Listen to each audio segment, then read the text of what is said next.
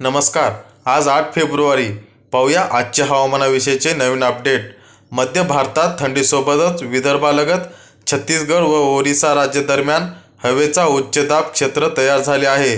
त्यामुळे हवामानात बदल होत असून 12 फेब्रुवारीपर्यंत विदर्भातील काही जिल्ह्यांना अवकाळी पावसाची शक्यता वर्तवण्यात आली आहे। सोबतच मराठवाड्यासह खानदेशातील काही जिल्ह्यांना हवामान ढगाळ नोंदवण्यात येईल असा अंदाज हवामान अभ्यासकांनी वर्तवला आहे।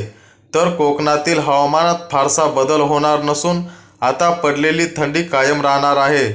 9 ते 12 फेब्रुवारी दरम्यान संपूर्ण विदर्भातील 11 जिल्ह्यांना ढगाळ वातावरणासहित तुरळक ठिकाणी गडगडाटासह मध्यम ते हलक्या पावसाची शक्यता वर्तवण्यात आली आहे।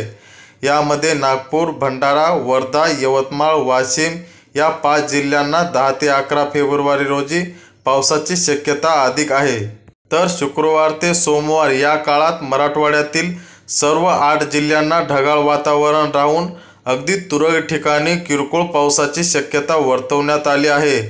यामध्ये नांदेड, हिंगोली, परभणी या 3 जिल्ह्यांत पावसाची शक्यता अधिक असून मुंबईसह कोकणातील 7 जिल्हे व खानदेश वगळता मध्य महाराष्ट्रातील नाशिक, अहमदनगर, पुणे, सातारा, सांगली, कोल्हापूर, सोलापूर या जिल्ह्यांत आकाश निरभ्र राहील। येथे सध्या जी थंडी पडत आहे तशी थंडी जाणवणार आहे।